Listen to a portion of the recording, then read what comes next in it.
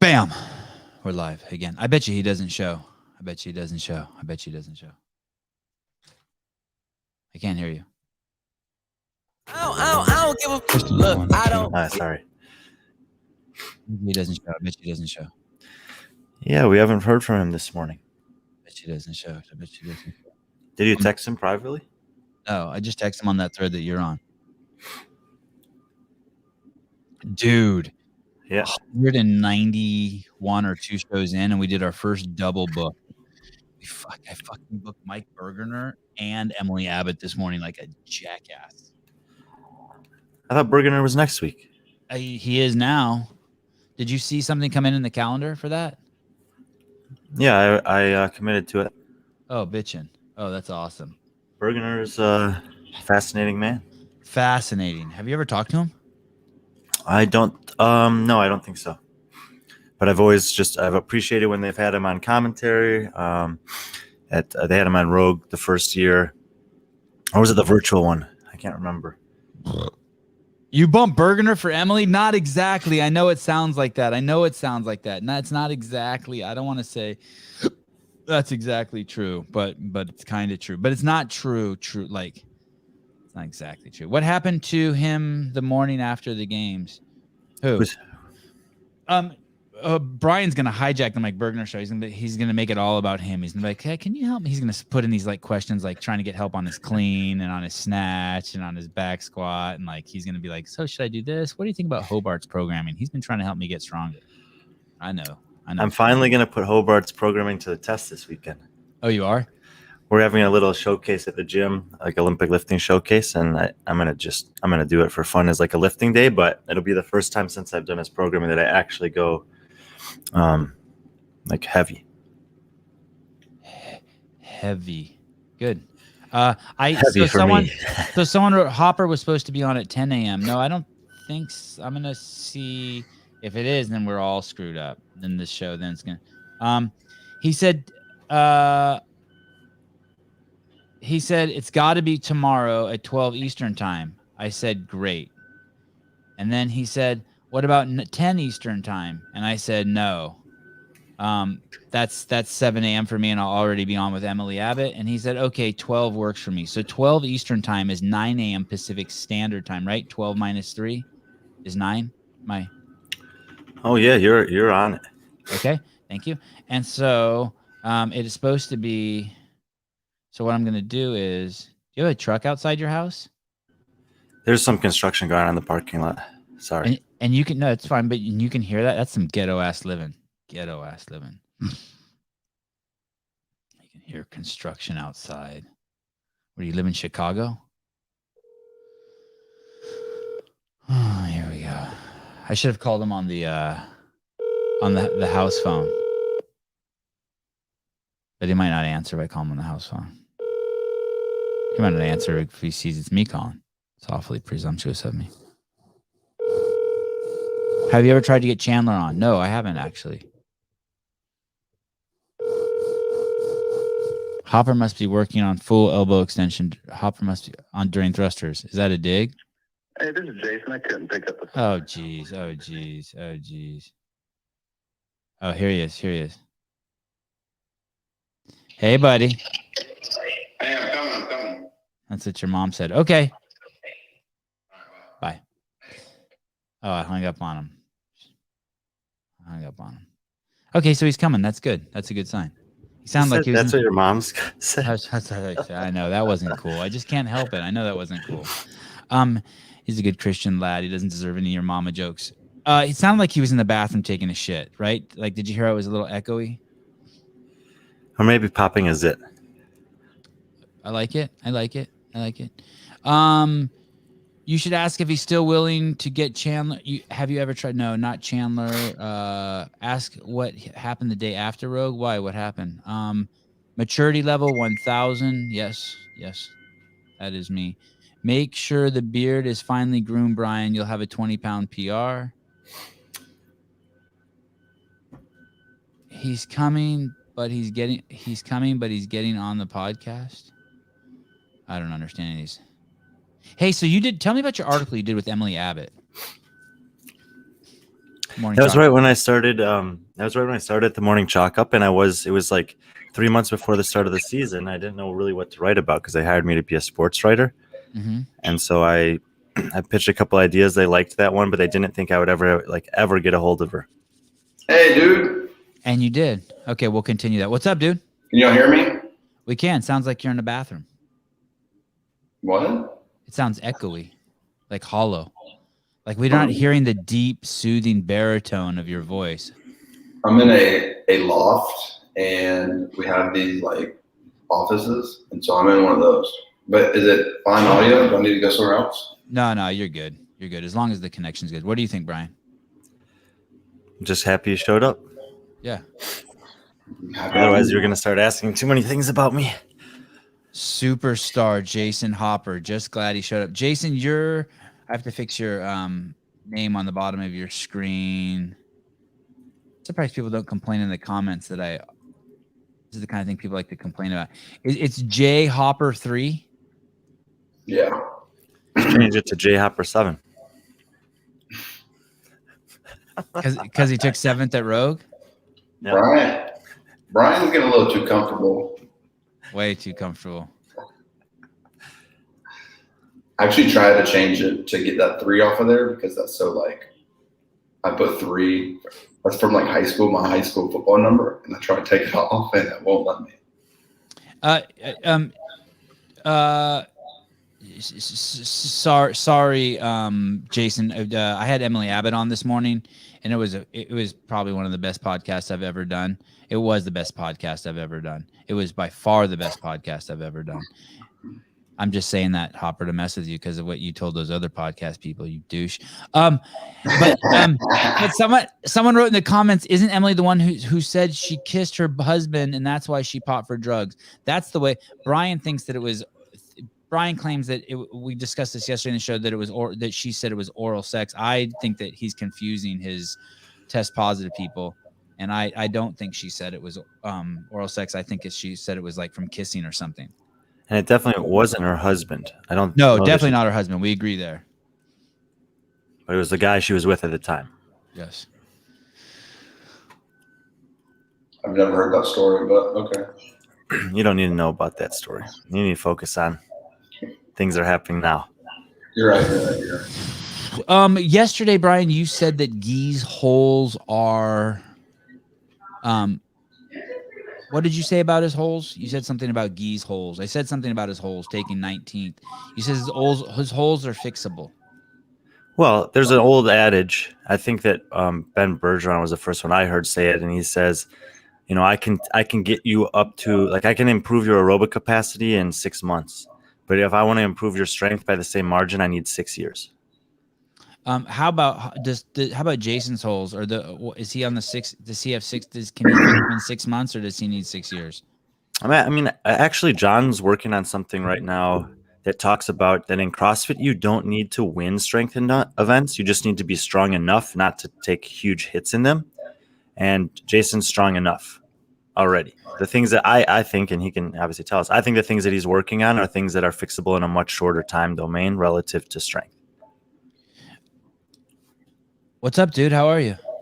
What's up, Jayson? What's up? You look good. You showered this morning? Yeah. Did you just get me on or something? No, I'm just like just feeling the waters. You and I beat to different drummers, and so I'm just making sure that, like, you know, like occasionally our drummers intersect. I don't know what that means, but okay. Feeling good. Feeling great. I was actually really sick yesterday for some reason. I was throwing up, and yeah, I don't know why. Another athlete there told me that too. It's so funny. It's interesting you say that. Another athlete I spoke to yesterday told me that they are really, really sick. And I said, and the way they were describing the sickness was that they swam in the water at Madison. Did you have the shits too? Mm-hmm. Yeah. What the fuck? I don't know what it was. Do you know anyone, other athletes? You didn't drink that Rogue beer, did you? Was it the Rogue beer? No. Do you know anyone else who has the shits? Who had the shits yesterday? I don't.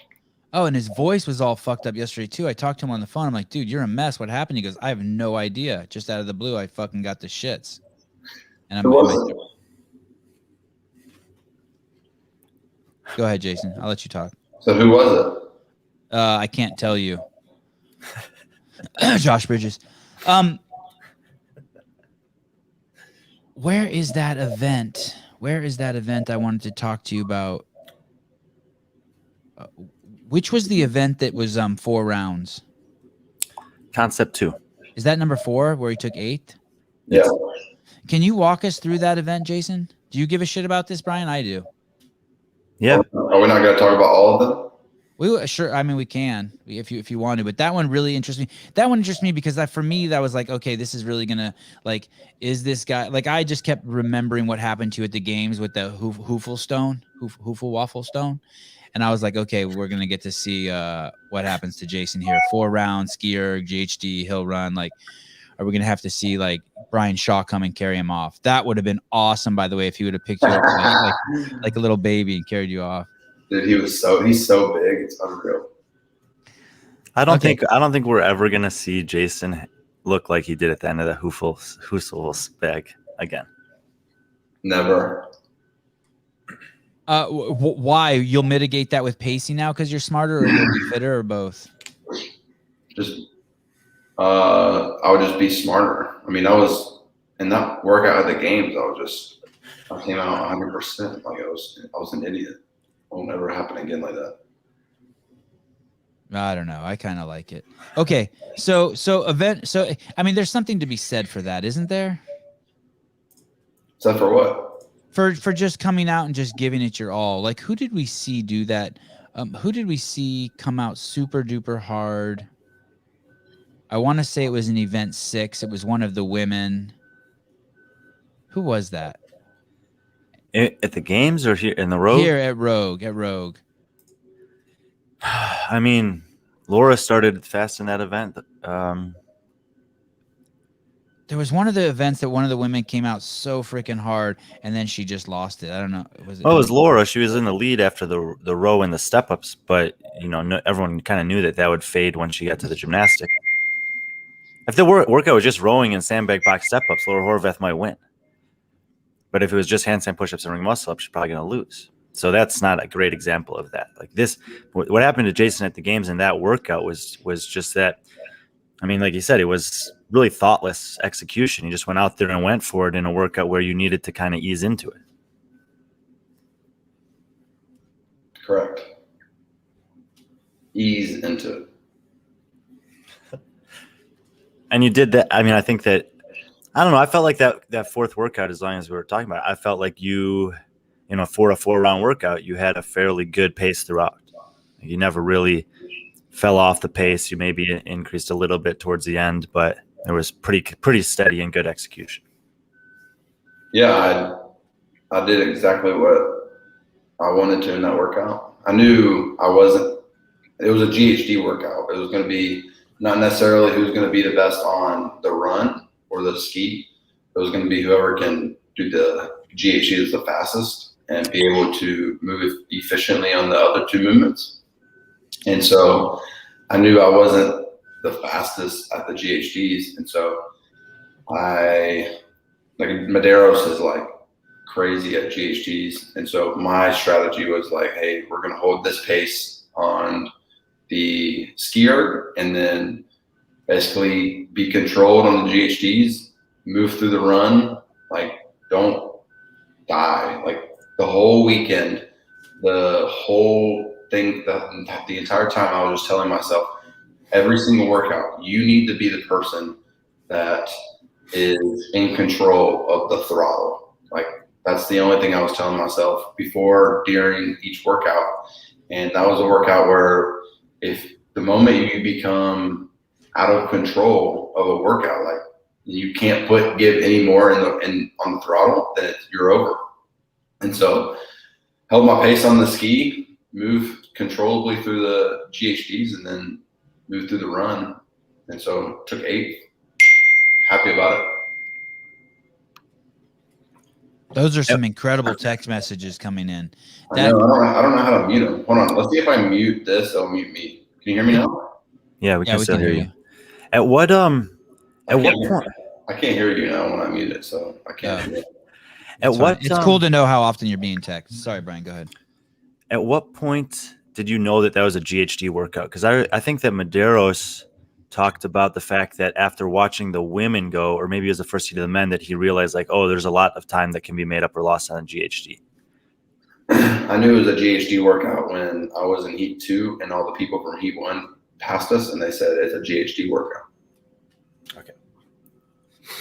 And I knew everybody was. The interesting thing about that comment is, and maybe you talked to Vellner about this, but when watching your heat, it looked to me like just, I mean, a lot of the cameras were on those two, which is what it is, but it looked like a lot of, like, Justin knew that from the start and Pat was figuring that out round by round. Oh, really? Like he was losing a lot of time. He lost a lot of time to everyone on the first round of the GHD. In the second round, it seemed like he was like, oh, I need to do something about this. And that he increased his rate of GHDs in rounds 3 and 4. But it was too late at that point for him relative to Justin, at least. Yeah, for me, I knew that I was going to pull. Like if anybody was pulling harder than me on the first round, because I think I'm relatively good at any machine. And so my pace was pretty good. I feel like if you were pulling harder than me, if not the same, then you were going really hard. And so I found a pace to settle in on that everybody else was doing, because I pretty much knew that this pace is going to affect them more than me. And so I knew it was a GHD workout. So I got on the GHDs and just tried to stay controlled. Do you do weighted GHDs often? Dude, that was the first time I've ever done a weighted GHD. What? Yeah, they Seriously? don't. Well, I mean, honestly, they don't show up very, very much. I've never done it. I know people a lot of times will do like hold on a GHD with a certain weight, but med ball GHDs, they're just like, they're not that common. And it, so I'm not surprised to hear that. We gave you you have an official nickname now, Jayson. Jayson the Machine Hopper. I like that. I like it. Done. So, Merry Christmas. Thanks. Merry Christmas. The machine. Hey, how is Matt your coach? Like, I'm hearing like he's like sitting there with like a notebook, watching each of your events, taking notes, writing down, giving feedback. Like, is it really that close? Is he your coach, or is it Marconi? I mean, it's both of them. Like, he's not my day-to-day, but he was there. Like, I was talking to him every day after each event, before each event. I mean, like, yeah, he is my coach, but there's also another guy who is like right by my side, if you will. And is it helpful that he's my coach? Yeah. Yeah. Did you not see the games and then this competition? It's like night and day. Yeah, but you didn't have him as a coach at Mid-Atlantic, and that was night and day from the games as well. Yeah, that wasn't the athletes that were at the MAC. I mean, there was like 8 good ones, but everybody else is like just regional type style. There were more than 8 good ones. There were a couple of great ones. Dude, so let the hate pour in now. Jason's fucked. I said there's 8 really good ones. Well, I mean, hey, I don't even know what he's talking about, by the way. There was only 7 games athletes. Yeah, but it's not like they were just 20th to 40th place finishers at the games. You're talking about a previous champion, a now current champion. I said 8 really good ones. Yeah, but you dusted all of them without Fraser or Marconi or any of it. Dusted. I don't know. Dusted. That's a term from the 80s, meaning you whooped their ass. You left them in the dust, like a Bugs Bunny cartoon. You know, like when he runs away and there's just like a pile of dust the dude's left in. You dusted them. Hey, but I don't know what he's talking about. Did he do like I don't think of Jayson. I don't think Jayson did bad at the games. I don't think he did. I mean, how? What are we seeing that was different? But how? Isn't it just that the competition was better at the games? Like, how do we know Jason's getting better? There were guys at the Mid-Atlantic who were at the games that Jayson crushed at Mid-Atlantic and got crushed by at the games. Okay. Namely, Justin, but also, Scott Panchik, even with a hurt knee, who was able to beat him at the games after Jayson crushed him at the MAC. Okay. And so you think that's just all And Jason's? Travis Mayer. That's all Don't forget Jason's Travis fault? Mayer. Travis, and that's all Jason's fault. That's not because those guys are No, so good or the no. programming. That's just Jason shit the bed fucked up at the games. No, I think there was some training that hadn't been done for the games because of just lack of experience, and then there's a lot of it that went into it. Of all the stuff that you're most like so there's these things that you see in people like Vellner shit in the bed on the swim at the games, Laura Horvath and her handstand push-ups. I'm sure Brian can think of like 5 or 6 things where like Annie was Annie's muscle ups for a long time. There's just these things that you're like, Jesus, like as a fan, you're just like, why aren't these things fixed yet? And by the way, which I don't think is a fair judgment of them. I think these people are trying to fix these things. Do you have anything like that you look at and you're like, oh man, this is going to be really hard to fix? Yeah. Pretty much all the high volume gymnastics. You just can't fix that overnight. And what does that mean? Handstand push-ups, ring muscle ups? Like what are high volume gymnastics? How about pistols? I'm actually really good at pistols, but more so like burpees. Have you ever done pistols at the same at the same time as Fraser? Like when you're with him, because that guy's cycle rate on pistols is the best I've ever seen. I mean, I'm sure I'm not moving that fast just because of range of motion, but I mean, I'm not like terrible. But yeah, like handstand push-ups, gymnastics, like those things will be fixed. But I don't know the time domain of when I'll be like from average to like elite at them. Like who knows? And I think that even in that case, there's a distinction. Like no matter how much he works on handstand push-ups, if you put him up in a handstand push-up workout that's 50 for time against Dan Bailey, he's never going to beat him. Because even if Jayson can do them all unbroken and Dan can do them all unbroken, it's going to take Jayson 0.2 of a second longer to do every one because of how long his arms are. But he has to figure out how to manage those movements for which he's at that disadvantage. And he has advantages on other places against someone with a similar stature to Dan. But yeah, that's, I think that's a wise observation. Like that's going to be something that he has to navigate through as he's trying to become the best. All right. Poor Jayson, Sevan and Brian talking like he's in there. Dude, this guy likes that. You need to understand, Jayson. He likes that. He likes that. Off subject here, and this is a good question. Gershwin's asking, why was Sammy Catron's coach? Do you have any insight into that? Why Sammy was Catron's coach at the Rogue Invitational? Liar. Okay. Well, thank you. He's not he's not worried about other athletes. He's focused on what Jayson's doing. I understand. That's not my business. That's none of my business. I see a guy put a comment, Fikowski is tall too and makes it work. Go back and watch Mary and let me know how well that worked out for him. What did you think about the final event, Jayson? When you heard it, did you love it? I didn't love it. It was actually pretty scary because I'm not a huge fan of like very fast workouts, like 90 seconds, 2 minutes. Like the adrenaline anticipation of those workouts scare me. And so going out there, knowing that this is a 60-second workout, like you can't make a mistake. You can't miss anything. Like you can go super fast and it'd be perfect, and it still may not be good enough because 60-second workout would have been good. 66-second workout wasn't good enough. You're right. It was 64, you know what, bro? Well, I'm looking at the numbers here, but either way, it wasn't good enough. But I don't think it was your fault. 85% of the men and 70% of the women who had a chance to do that workout twice improved their time the second time they did it. And you guys, the top 5 athletes, men and women, had to go up against 10 other athletes who'd already had a crack at it, who'd already been able to get off their ass, get out of the dugout, start moving, get the blood flowing, and practice it once, whereas you guys didn't have that chance. I think you presented that question that statement in a very biased way. Let me tell you what Brian is doing here.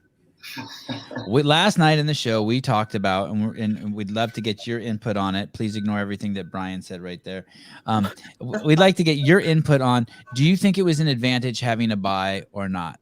Brian's in the camp, and he's got some great fucking points that it's a disadvantage to have a bye, and I'm in the camp of it's an advantage, although he did say some really smart shit last night. Dude, this guy Bug, first of all, in the comments is killing me. He says... This guy in the comments, Bug, is killing me. He said Fikowski never took 19th. He's taken 23rd at the games. This is just stop making comments that are inaccurate, buddy. Yeah, wait, 20 burpees, Bug. I just clicked the comments, and now I get to see them all. Okay, so Jayson, tell us about this. Is great. This is great. This is gonna be the highlight of the show right here. Tell us about. Hey, girl, what's up? What's your name? It's my wife. Hey, wife. We're on live. Holy shit. Did you check her? Is she of age? How old is your wife? 21. 22? 20? I'm 22. Card her. Was it beautiful? What? She's beautiful. Yeah, very. Tell me about the bye, the final event. I think it was a disadvantage for the athletes. Reason because I think, well, there was only 3 people got cut out of, right? Only 3 people got cut. And yeah. So all you had to do is beat 3 people, and you would have moved on. And so the chances of us beating 3 with like even the mistakes were relatively high. And so that my time may have still got me into the next round, which I would have like understood the workout. Like I would have went through it one time. I would have been warm and I would have been ready to go. And that was also Brian's argument yesterday. And when you say 3, just to be clear, shouldn't it be 5, or was it 3 because 2 dudes dropped out? 2 dudes dropped out. And do you know why those dudes dropped out? It was Vigneault and Houdet. I think Houdet got sick. I didn't know the other reasons for the other guy. Explosive diarrhea and vomiting like you had and Josh Bridges had, or something else? I have no idea. Interesting. Because and tell me about the allergies there before we go into more about Event 7. Were people there having severe allergies? I didn't see any. Oh, you're fucking up the story, Jayson. You're fucking up the story. I'm just reading the comments. I just finally got them up. Like, this is awesome. No, don't do that. Come on. Hey, let us determine what you see and don't see. Jayson, so you didn't see a bunch of people blowing their nose? Like we interviewed Vellner, and like, I mean, the dude blew his nose 20 times in a 20-minute interview. And I've spoken with other people, and I guess the allergies there were crazy severe for people. You're saying that not a boy like you, you ain't no pusillanimous. No. It's a word I learned from Emily Abbott this morning. You don't call people a pussy, you call them a pusillanimous. That's actually the word. It's the fool. Is Lance Hopper your brother, Jayson? Who's Lance Hopper? Lance is not my brother. Who is that? No idea. Oh. Do you have a brother? Yes.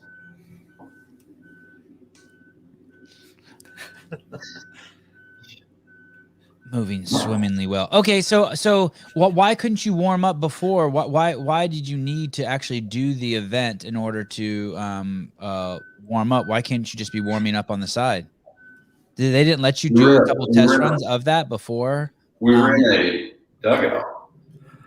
Let me throw some numbers at you, Sevan. But how about before that? Thank you, Brian. But hold on one second. How about before that? Didn't you get to pick the bag up or do some snatches? Like, you just? We did 30 minutes before. Okay, so you were warmed up. I thought you said you didn't have a chance to warm up. We cooled down.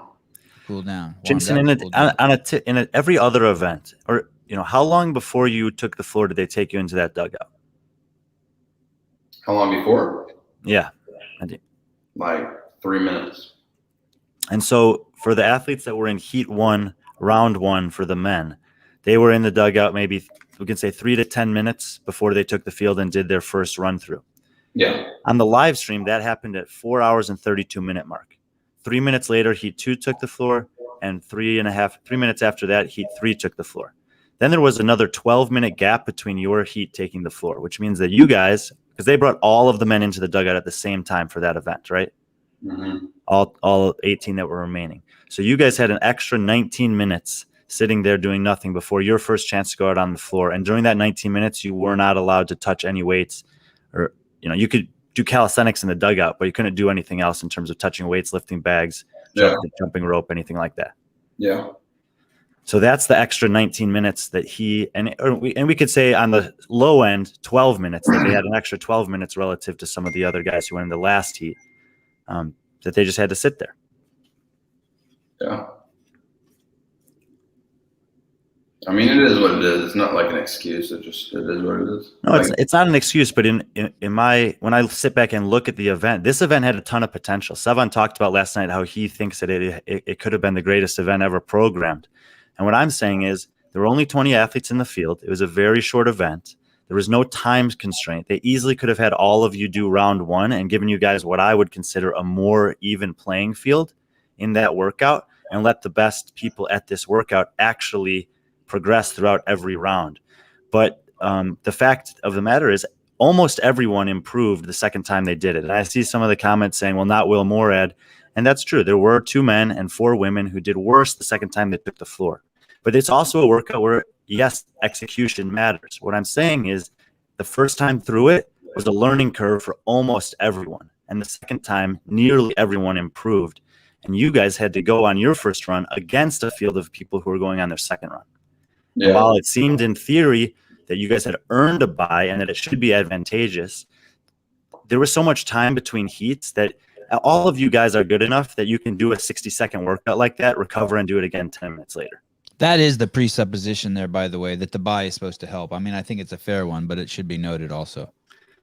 Yeah, and so I would say that in this case, I'm not saying that it was a bad, sometimes you make an oversight, or you make a mistake, and it's fine. But I'm saying moving forward, if we had this circumstance again, I would hope that the programmers of this competition or others would look back and say, you know what, maybe that bye wasn't such a big advantage. Maybe it wasn't necessary, and maybe there's a better way we could do this next time.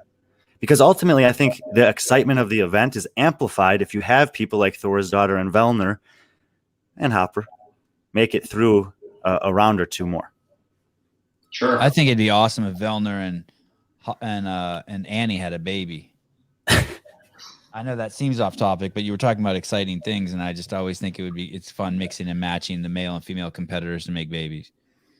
I want to do a podcast where it's just like it's 40 yes or no questions that I ask Hopper, and we do it for time and see if we can start and end the podcast in 2 minutes. It's like, hi, this is Jayson Hopper, and then it's just question, and he's like, thank you for coming on the air. I appreciate it. This was great. It was nice talking to you. And we're done. Seriously, we need to do that. I'm going to come up with 40 questions, and we're going to do a 3-minute a 3-minute podcast. Let's do it. So, Jayson, please share with us your deepest feelings about how you feel about the event. What are, like, as you finish, like, honest feelings, not like this bullshit, like, oh, I executed on my plan. It was a fantastic experience. I plan on learning from my weaknesses and moving into the next week. I want you to dig deep into your okay, go. This is a safe space for you, Hopper. Tell me, what do you think about the weekend? In front of the whole world. Yeah, tell me about your negative talk. Stop reading the comments, Jayson. I'm sorry. You can't help but to watch, like, when one pops up. The weekend was super incredible. The event was, when I got there, it was just well organized from the day we registered. Like, we got cowboy boots and hats, and they interviewed us. There was media. Like, the whole setup was just, I mean, I only been to a couple competitions in my time, and so this one was one that obviously you stand above. I just felt, in a way, I felt more like they were for us. It wasn't like the games. There was like, they want to take care of us. It was their priority, as well as run this event. And so I felt well taken care of. with just the stuff we got. Like, it was awesome.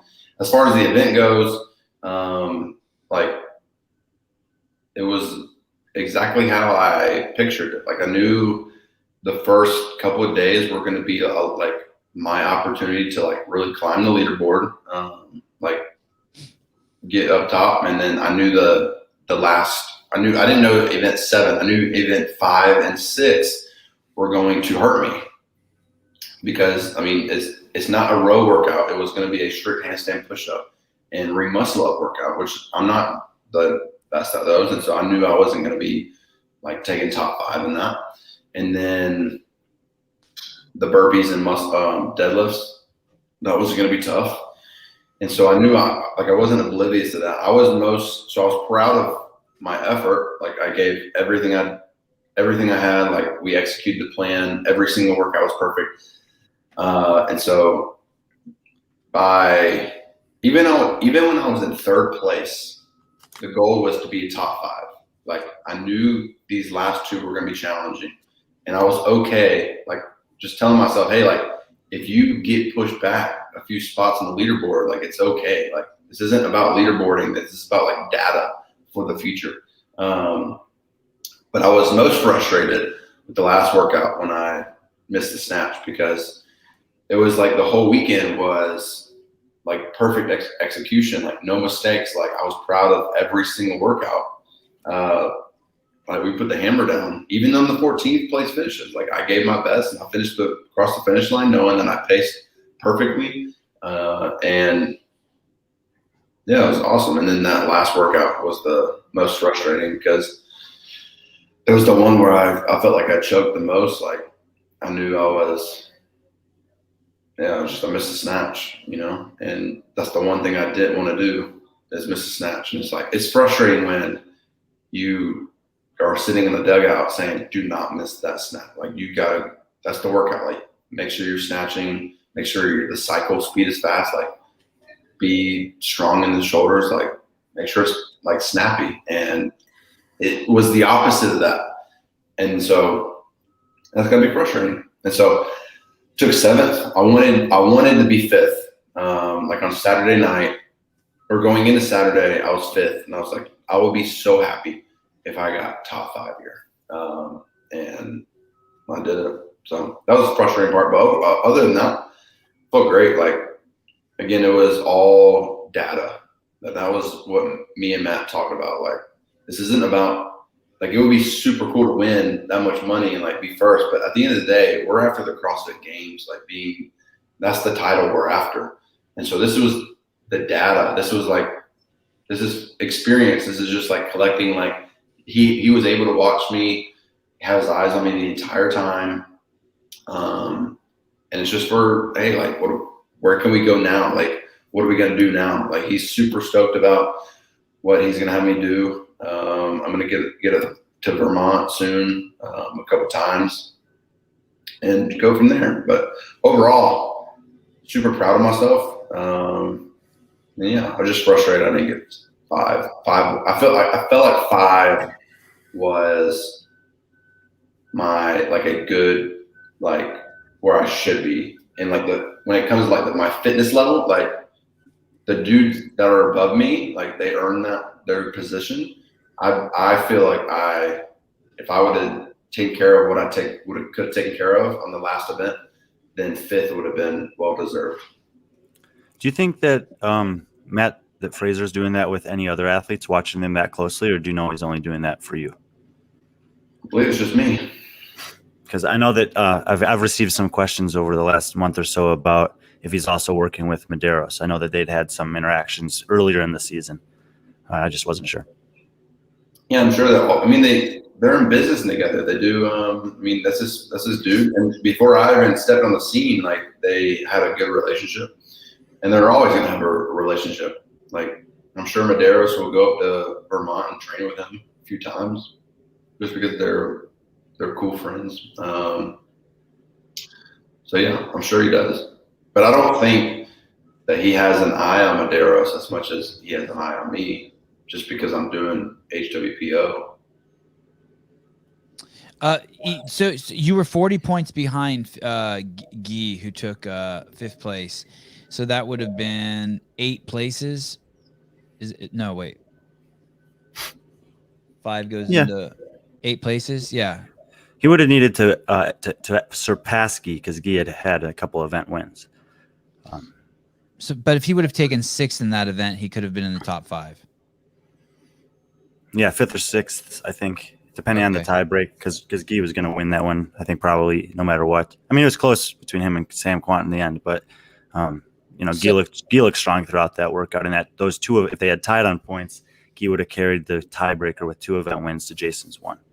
And so Jayson was in control of his destiny to reach his goal all the way until the very end, I guess is what I was saying, was my point. What do you think about this, Jayson? I know this is splitting hairs, but you say that it was a good event. Do you think there seemed to be a lack of tension in the air there that I'm used to seeing at the games? Like it was like too much, like the athletes were having too much fun. It was too relaxed. And I'm wondering if that's because everything's paid for.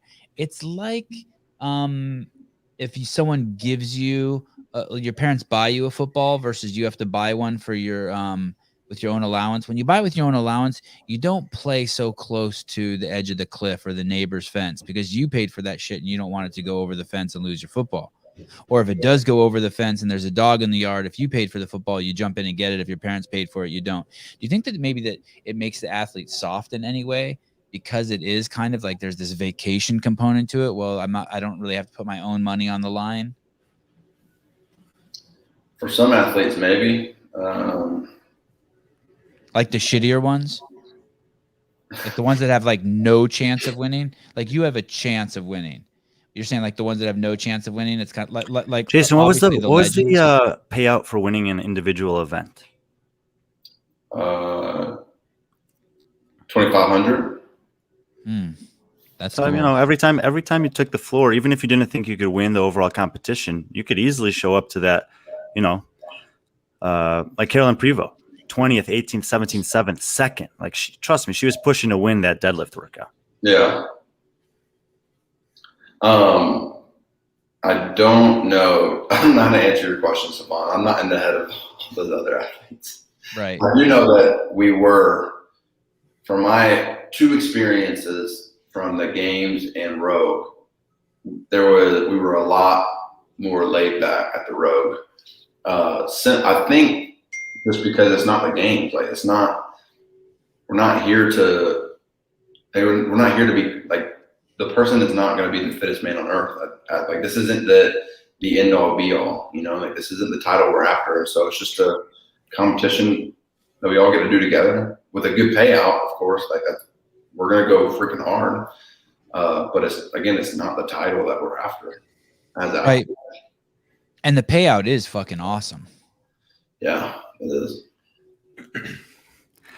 I felt there might have been one athlete for whom I saw an actually increased level of intensity as the weekend went on relative to the games, and that was Tia. Mm-hmm. Because I don't think, no matter what they've been doing in the offseason, I'm not sure she was prepared to be challenged that much with only 2 events left for the win. Yeah. I didn't get a chance to really watch the women. Yeah, I got the feeling that it was, it's that you guys are like the 20 of you guys get the chance to be close and spend time together, and those women get that same opportunity, but there's not as much overlap, right. Which makes sense. The locker rooms are obviously going to be separated, and you guys have your space down there, and they have their space over there, and whatever. Yeah. Are you home already, Jayson? Yeah, I got home last night. And are you back? Did you already train this morning? No, I told you I was sick yesterday. Yeah, I don't know. I didn't know you were pussy and you were going to take this morning off. I'm going to Colorado tomorrow. What are you doing there? Promoting the grand opening of some fucking weed shop or something? I'm going on an elk hunt. Seriously? Yeah. And are you allowed to do that? For some reason, I'm getting that so I tried to talk to you during the event and you're like, no, I can't. And I'm like, why? And you're like, that's not what champions do. And so you wouldn't even give us 10 minutes or 15 minutes of your time during the event. And like, when we want to do podcasts with you, it has to be like on on like Mondays and Thursdays between 8 and 8:15, unless it's like it's a harvest moon, because on harvest moons it gives you a chance to work out later at night and do some running workout. I mean, you have all these fucking rules, and now you're going on an elk hunt. Like, what's going on? I told you on the last podcast I was going on an elk hunt. I know, but what's going on? Like, is your training serious? Is it not serious? Like, you didn't train this morning. You're going on an elk hunt. You have all these rules. Like, what's going on? Like, shouldn't you be just like buckled down? How is the elk hunt? How is there time to do an elk hunt or to fit in? Shouldn't you like climb into a coffin and rest and then just come out to work out and eat? Maybe. I am taking a week off. So in my week off, I'm going to go on elk hunt.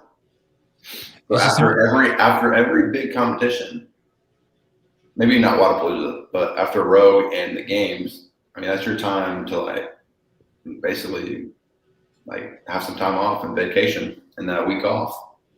Are you going with someone famous? No. Just friends? Yeah, my brother. Just regular people. You're going with Lance. Yeah. And then so you take that off, and then what's the next event you do? Wadapalooza. And so will you take no time off between this elk hunt and Wadapalooza? Yeah, probably not. And what are the dates on Wadapalooza? January 13th to 16th. Yeah. See you there. Oh, that's awesome. You're going to that, Brian? Yep. Are you like working there for someone? Yeah. I'll offer you $10 a day to do podcasts with me. We'll probably do it. We'll make something work. I'll bring my stuff. $11 a day. Tell me about this podcast that you did that was so good. What about it? You just asked me super cool questions, way better than yours. I understand. And we took a deep dive into my past. That's why I liked it. I got to revisit a lot of memories that I had from like high school and college, like deep dives into them, which was cool. Yeah, I really like that too. We never did that. No. We never did it where like I asked you where you were born and like if you breastfed. We never did that. No. Oh shit, we need to do that. That's like my forte. I guess you asked me about like football questions and like college, but we didn't talk about like things other than sports. This podcast was like my whole life, if you will. Like we talked about how I met my wife, like high school, like all that stuff. Yeah, those motherfuckers. They stole my shit. Slipping. Yeah, that's good stuff. I need to go listen to that. You need to. I need to listen to that. And what's the name of the podcast? Apogee podcast. I know. I'm gonna write it on here so people can see. Apogee. What does apogee mean? I have no idea. Do you know, Brian? Checking. It's the highest point in the development of something, a climax or culmination. Oh yeah. I think it's a mathematical term. It's like the furthest It away is the pinnacle from of the center of the podcasting. sun or something of the center of a circle. What'd you say? It's the pinnacle of podcasting. Yes. Oh damn. Did I spell it right? Apogee podcast. Yeah. I don't think so. Nice guys, by the way. They've interacted with me on Instagram a bit. If you want to know what trauma happened in Jayson Hopper's youth that he's running from, that's causing him to want to pursue a fitness or to pursue becoming a CrossFit Games champion, why he thinks he deserves that pain, you can listen to the Apogee podcast. They get to the root of his issues. Fair, right? Yeah, I guess. Fair assessment. What did you think about the programming at Rogue? I thought it was awesome. Well designed. They were fun. Fun to look forward to. I thought that each event was awesome. Even the ones that didn't do well. Did you smell mayhem on it? Did you smell Rich Froning on it? Not really. Are you familiar with their programming? Do you think you would? Yeah, I would. because we got some feedback from some of the athletes saying that it was so rich. It was so rich. I was expecting, if it was rich, I was expecting like 2 sets of 60 GHDs in a workout or something crazy. 200 GHDs altogether. Let's talk about your favorite event. All right. Okay, go ahead. I'm talking about the one you won. It is event Wasn't my number. favorite, though. Well, let's talk about it anyway. Then let's not talk about your favorite event. Event number 3. When you see this event, people were saying you were going to do good on it. I believe that Brian and both John Young were saying that you were going to do good on it. Did you know you were going to win that event? I knew I was able to win that event. I had potential to win it, yeah. You think Fikowski could have got you on that one? I don't know. I feel like I don't know either, but I feel like he would have been right in the mix. Maybe. So they say 3, 2, 1, go. Can you walk us through that? They say 3, 2, 1, go. I'm assuming I don't remember. Did you do all the thrusters unbroken? Did you jump on the bike? Did you waste any time chalking up? Walk us through that event. Yeah, so we went out there. They said 3, 2, 1, go. I knew. I went up to the bar. I started doing thrusters. Got done with 20. No, I'm just kidding. I knew that there was going to be one on the bike, but you didn't want to come out like guns blazing because you wanted to be able to do your last 20 thrusters like efficiently and fast. And so the first 20, I knew I'm not the fastest at doing thrusters. Like Medeiros is super fast. And there's some other dudes that are super fast just because of range of motion. And I feel like Adler's pretty good at cycling them. Yeah. And so the whole goal was, hey, move efficiently, be controlled, make sure you're breathing, like don't go slow, but be urgent, but not like as fast as you can. Get through 20, hop on the bike and like just go to work. Like find a pace that you can hold the entire time. Like don't come out there, don't get on the bike and like just go 100 miles an hour and not be able to finish 100 miles an hour. So the whole goal was to basically increase the entire time on the bike. And so I get on there, I think I held like 93 RPM for like the whole time. I'm so glad you use RPM. So many people use watts, and I don't use watts. I use RPM. That's what I watch when I'm doing it. Yeah. So you held 93 RPM for, what was it, 40 calories or 60? What was it? Yeah, I got on there. I held like 80 to 90 for the first few, just because of that lactic acid from the thrusters. But then that goes away, and it's all about the bike. You start holding more of the bike, and then I took it up to 90, 92, 93. Did you back off the last couple of calories at all to set up yourself up for that last set? No, you cruised all the way in 93. Mm-hmm. Like you saw it go over 40 calories and then got off the gas? Well, yeah, because I thought, like, I didn't want to regret losing this workout. And if I lost, I would blame it on the last like few calories I coasted through. And I just didn't want to have that regret. So I freaking sent it. God, I'm having the most crass thought in my head right now. I just really have to push it down. Push it down, Sevy. Don't say it. And then you jump off, and do you chalk up, or you just grab the bar and just thruster? Like, do you do any stupid shit? Take a glass of water, take your shirt off, like anything silly between the bike and the thrusters? No, grab that bar and go. And do you remember the workout, Jayson, or is it just a blur? Like, do you remember being out there?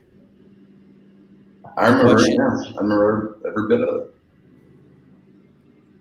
When you start your thrusters, when they say 3, 2, 1, go, do you have beads of sweat on your body already, or are you cold? Do you have so much adrenaline and anticipation? It's actually, yeah. I wasn't sweating. It was actually it felt really good outside over there. Are you shaking like adrenaline, like a little, like you have a little vibration, like a hum going? No, it's just a very like nervous feeling of like, I don't really know how to describe it. It's just like you feel sick to your stomach until you start. Once you start, it all goes away. But like the feeling and anticipation of knowing that you're about to freaking like hurt this bad in order to win makes you very like a little antsy. Did you throw up after that workout? No. Did anyone that you know of? I don't think so. I knew we couldn't breathe. Like we had Fran lung, all of us. Yeah. It was bad. Oh, you did? How long does that last? The rest of you still have it? Like an hour. Oh, okay. So not over into the next day. You're not like coughing for days. No, but our lungs, it was like our whole chest. It was just like, because the air was dry out there and it was miserable. And when you finish that, do you know that you did well? Are you like, holy shit, bam? Yeah, I knew I won when I won when I got to the thrusters. Oh, really? I knew that I got off the bike. Cole Sager was to my left, and I saw him do his first one and like go pretty slow in the first one, and I knew I could, because he came out like so hot, like 100 RPMs, like full out max sprint, and I knew that he was feeling way worse than I on that bike, just because of that, what he did there. And so I knew that if I'm feeling the way I'm feeling on these thrusters, like he is like really hurting because of that max sprint he did. And that showed up in the last 20 for sure. He faded all the way to 14th in that event. Yeah. And so he finished 30 seconds behind you. How does a veteran make a mistake like that? And the guy's fucking smart, right? And he's got great coaching. It's not like, I mean, I don't know. Especially on a machine, right? Because it's like, so like I could understand if you're doing 100 thrusters and like you fuck that up, but on a machine, you have all the metrics right in front of you, right? You're like, okay, like you must know that if you would have touched 100, shit would have gone bad, right? That's why you stayed at 93. Yeah. And this isn't, people have known this forever. Like you go 5 seconds faster on a row and it can cost you 30 seconds on the next movement. Like it's not worth it. You have to know your threshold. Mm-hmm. And with 20 thrusters to go, it looked to me like you did that perfectly, because I think in the last set of 20 thrusters, you were still pulling the bar down and cycling them faster than the first one. Yeah. You are pulling the bar down? Yeah, on the last 20. How do you know how to do that? You just pull it down some. I know, but when in your CrossFit career, like I've never pulled the bar down once in my life. Never. I haven't pulled the fucking PVC pipe down. I'm serious. I just who teaches you that? Like when do you know that? Like I saw Miko Salo do that for the first time. I didn't even know really what I was seeing. When we showed the video of Miko Salo doing Fran one time, people thought we sped it up. And I think the reason why they said they thought we sped it up is because no one had ever seen anyone pull the bar down. So like, how do you learn that? Does someone tell you, hey, you got to pull the bar down? You're like, what? Why would I do that? There's gravity. I think it just comes with time working out.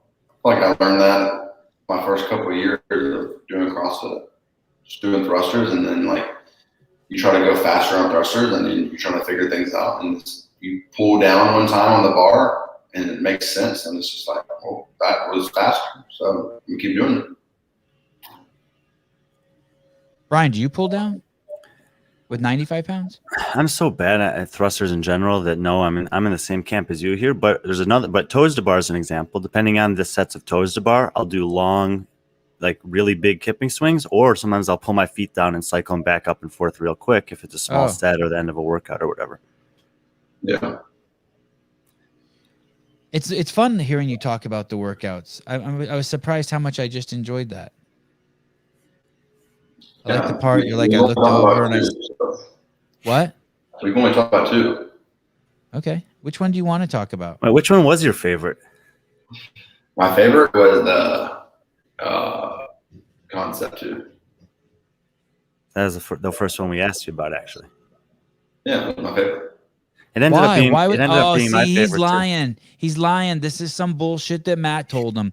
He's fucking being told to like change the story in his head to like the ones that are as big as weakness. I smelled. This is just psychology shit. He's blowing smoke up our ass. There's something going on here. I'm not buying this shit. No, that's not the reason. I knew it was, dude. It was my favorite because it was the most fun. Like running up the hill, like doing that was like that was one thing. When they put that hill up there before the competition, I was like, that is going to be so fun to run up every time. What was the view like when you turned the corner around the pylon and looked back down at the field and saw the fans? Like, could you appreciate that in the moment of the workout? I don't think I did that. Hey, is that thing shaking at all? That hill? Is there any movement, or it's sturdy as a mofo? It's pretty sturdy. I mean, I almost tumbled down on the last hill run. Like I almost ate it because Travis Mayer was behind me, but like he was coming up. He was like halfway up the hill, and I was just turning around, and I was like, I cannot lose this last sprint. It's like a 100-yard sprint. I could not lose it, and I literally just let go of my body down that hill, and somehow I didn't face plant. Running downhill is a skill you can practice, and I remember, I think it was maybe the first round of that workout. Haley Adams was in the lead of her heat, and she looked totally uncomfortable coming down that hill, and Katrin was behind her. And I know that Ben takes those athletes up and does hill sprints with them every summer, and Katrin looked real fluid coming down the hill and like gained like 15 yards on her just on the descent of the hill. Yeah. This guy, the Above the Box podcast. First of all, 50 burpees for you for coming on here with another podcast and commenting. But this is interesting. You learn how to pull down the bar if you're over 6 feet and got to go on thrusters. Is that really true? That's kind of a big man thing. Big guys learn that faster than little guys. I would disagree. I mean, you've seen Medeiros do it. You've seen Fraser do it. We've seen Bridges do it when he was winning thruster workouts in the Open for years. Like, that's an old thing that all the best athletes have figured out.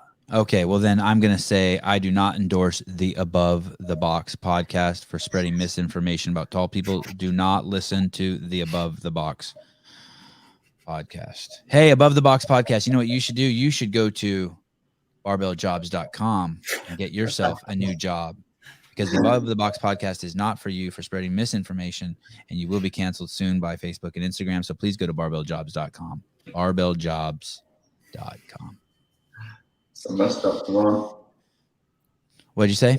So that's so messed up. I know. It's just it's the only way I know how to give love is like through like put downs and stuff. It's because I'm not in touch with myself, my feminine side or something, and so it's like I have to be abusive to give love. So I want to give love to the Above the Box podcast, but I have to do it in an abusive way. Jason, do you talk about faith with any of the guys in the back? Yeah. Whenever I get the chance. Cole Sager and I have some conversations. Like what? Like what do you say? Like right before the event, you look over and you say, "Hey Cole, just because I think you're a piece of shit and want to beat you, I want you to know Jesus loves you." like that. No, we had that common part of us, I guess. What did he say? He broke up to me. I can't hear God talk because I'm such a heathen. What did he say? I started like melting. I said we share that together. We both love Jesus. You and Cole and Travis. I mean, there's a whole school of you. You can't even be good at CrossFit unless you love Jesus. They say Jesus is the way to heaven. It seems like it's the way to being CrossFit Games champion. Is it a prerequisite to be part of the Mayhem team? I have no idea. I don't think so. They're all wearing those shirts that say "Pray." Yeah, wear that shirt and you're a Christian. The thing is that those guys are, I mean, I don't know about the anymore, but those guys, like those fucking Bible beaters like Rich and just whatever, they're so fucking awesome. Every time they invited me into their prayer circle, I feel like I won the lotto. There's like, I'm not even like that. And there's nothing more loving or fun than when those guys invite you to their circle, they put their arms around you and everyone's taking a moment of time to like just be thankful and pray. And it's good shit. There's nothing, there's nothing pretentious or about it. I always just thought it was cool. I thought it was cool. Did you guys do any of that? What'd you say? That's because it's real, Sevan. There you go. There you go. Game recognized game. Real recognized real. Jayson, a lot of people asked for your autograph this weekend. A few people. Is that something you're on some t-shirts? Do you like that, or do you not care at all?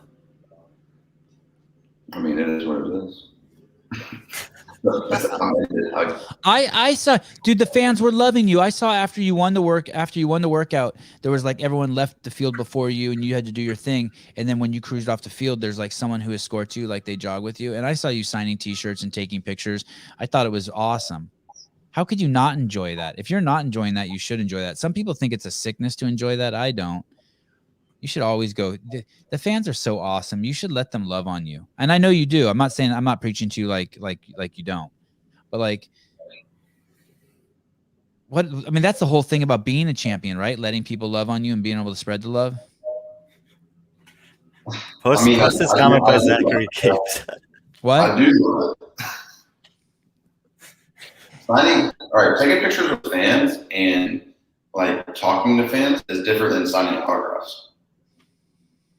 Like, whenever someone hands you a t-shirt and with a Sharpie and you get to write on their hand on the shirt, that's kind of hard. So it's like it's very tough to do your signature when it's here, like just write on the shirt with you're not writing on anything. So it's hard. So that's it's annoying. But other than that, like taking a picture with a fan, like selfies, meet people, that's all awesome. I love signing people's the backs of their shirts because it's nice and hard and easy to write on. But like those women with the giant tits and then they want me to sign their tits, it's like it's just a mess because I can't get it's just my writing looks so sloppy. Is that what you're saying, Jayson? Yeah. Even on the back of a person's shirt, it's hard because the shirt is moving. Man, I love Jesus, but I'm not good at CrossFit. That's because your love does not go deep enough. What was your least favorite workout, Jayson? The deadlifts. Okay, let's talk about it then. Yeah. You go down funny in your burpees, right? You have that big man thing. You start to get tired and your down is weird, right? Probably. Dude, my legs were so trashed after GHDs in that hill run. We were in the warm up, and dude, 315 felt like 350, and everybody else was like cycling the barbell super fast in the warm up, and I was like, oh man, this is gonna be pretty interesting. And when you mean cycling it, you mean like basically bouncing it, getting a good bounce off the bottom. Yeah, they were just strung out of their deadlift. What was the most when you warmed up back there? What was the most you lifted? Did you deadlift 350? Yeah, we just went to 315. Really? So in the warm up area, you don't go up to 350 or something, or maybe 400. So and just do one rep so that when you go out there, 315 feels lighter. We do more than one rep. But no, but what I'm saying, when you're warming up, what was the heaviest weight you warmed up with in the warm up area? 315. Okay. Yeah. Shit, what do I know? When I've lifted heavy in the past, or when I'm gonna like do, let's say, high reps at 225 or something, I would always like first go higher, so that when I came back down, it felt lighter. Because obviously 225 felt heavy as shit to me. You don't do that? You didn't see guys doing that back there?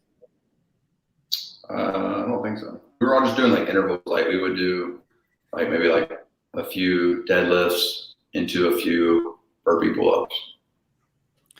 When they briefed you on that workout, did they say that you could grip the pull-up bar any way you wanted, underhand, overhand, mixed grip? Yeah. And did you? I didn't specifically watch you. Did you try out different styles of that, or did you just go with one style throughout? Yeah, I just went one style. Because I think that someone was telling me one of the women did underhand grip the whole time, and I think that Tia switched her grip in the middle. Well, I wasn't necessarily pulling. I would jump like all the way up to the rig, so it really wasn't a pulling factor for me. I think it's like the burpee pull-up. You know, one of the things is like your line of sight. Like, do you know where the bar is? Do you have to look up and grab it or not? And maybe it's just a comfort thing, underhand versus overhand. It was a comfort thing. I found the bar when I was in the air jumping. So I would do my burpee and then like jump out of my burpee. And then when I'm in the air, I would like just grab it. Shamu Live says Hopper's audio sucks. Well, that's because you don't. This is a special show with people who have a fetish of only listening to people who sound like they're in the bathroom, and that's what. Sorry, I should have made that more clear at the beginning of this show. So you get out there, and do you do all 21 deadlifts unbroken with 315? No, I did 15 and 6 or 14 and 7. And did the winner do them unbroken? Mm-hmm. And so, why do you put it down at what did you say, 15 and 6? Why do you put it down at 15? What do you feel that is it in your back, your hands? Why do you stop? My hamstrings were just lit up, and I knew that my burpees. It depends on what you were good at. If you were really good at deadlifts, then you probably had time. Like you were probably gonna feel like less worn out on the burpees when you got there. But if you weren't very good at deadlifts and you were good at burpees, then you're gonna want to like pace the deadlifts and then go harder on the burpees. For me, it was a burpee workout. And so I knew like, hey, like I can't do 21 unbroken deadlifts because I'm not gonna be able to necessarily move efficiently on the burpees. Not as fast as I would want to like be in the race for this, you know? And so no, that doesn't make sense to me. I'm thinking it's the opposite way. If you know that that burpees aren't your strong point, why not just kick ass in the deadlifts and then just fucking deal with the burpees? Why not just do the deadlifts all unbroken?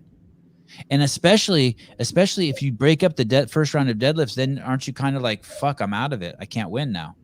No, because if you break up the deadlifts, you can push harder on the burpees. Okay. If I get down with 21, I mean, 21's a lot. You're going to feel pretty smoked. Everybody feels pretty smoked after 21 at 315. When you look back on this workout and you see your time relative to the top times, and it's almost like 35% slower. Is that something you feel like there's like you can close that gap, or is it like daunting to you? Man, that's a lot of time in a small workout. Yeah, I was doing my deadlifts wrong and my burpees wrong. So there's a lot of room for improvement there. And I will say the athletes that did it 2 years ago improved quite a bit this time around on that workout. And I wasn't sure if that would be the case because, as you've alluded to, it was the third workout that day. The midline and nervous system had already been taxed by the previous two workouts. Mm-hmm. But nevertheless, there were significant improvements, even from Vellner, who won it both years. Yeah, there was many factors that went into it. I did my deadlifts wrong. I did my burpees wrong. I saw Matt after the workout, and he was like, dude, have you watched the event yet? And he was like, you were doing Romanian deadlifts. Like, you weren't even using your legs or your quads. You're doing deadlifts like Jukic was doing ski erg. I was doing on the burpees, I was just coming down too slow. Like I would get up there fast, but I was going down too slow. And so those two. Yeah, you were going down weird. You were going down like I've seen a lot of big men go down. Yeah, so those two things just over the course of 6 minutes. I mean, in a fast workout, it's just a few seconds every rep if you do it that way.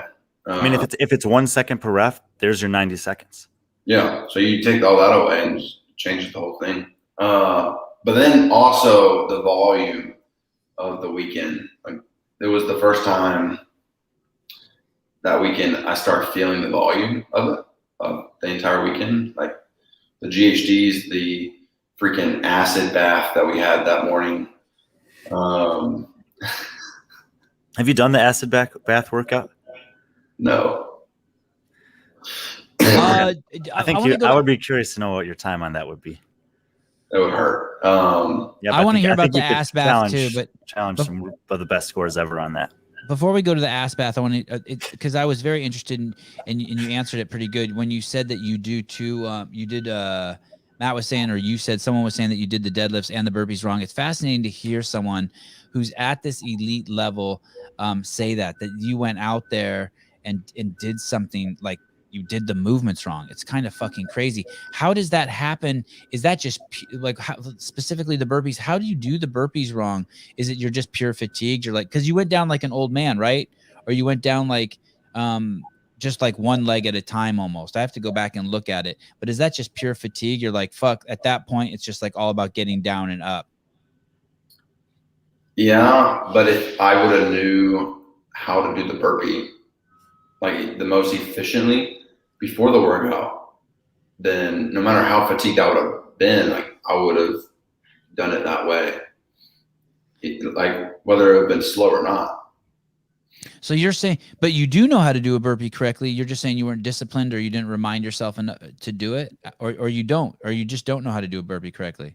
Maybe I don't. There were so many things in that workout that I was unfamiliar with, like the burpee pull-up. I haven't been training burpee pull-ups a whole lot in my life. And so there was a few things that I was focused on in that workout that was new to me. And so that's the only thing I was thinking about the entire time on the burpee pull-ups. Not necessarily, so like for instance, I was focused on making sure I was not pulling on the bar and just like jumping high enough where I'm just like, I'm already there. My chin's already above the bar. And so that's all I'm thinking about is making sure I'm like driving out of the hole into that position. And I'm not necessarily thinking about going back down, you know? So there's so many things you're thinking about that you just happen to like not think about one thing that's very important. I love hearing all this because it gives me hope that you're going to be CrossFit Games champion. Lauren Knowles, how does Hopper feel about being the most attractive man out there? What are your? You don't even have to tell us how you feel. That's too intimate. How dare you, Lauren? This is a podcast. This is a sports podcast. She didn't mean how do you feel. She says how do you process it intellectually. We don't mean to get so deep with you. A little more surface, Jayson. How do you feel intellectually about being so handsome? I mean, I gotta thank my creator.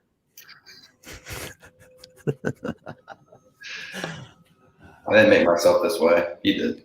He's handsome, Lauren, but if Jesus were standing next to him, he'd look like a turd. How's that?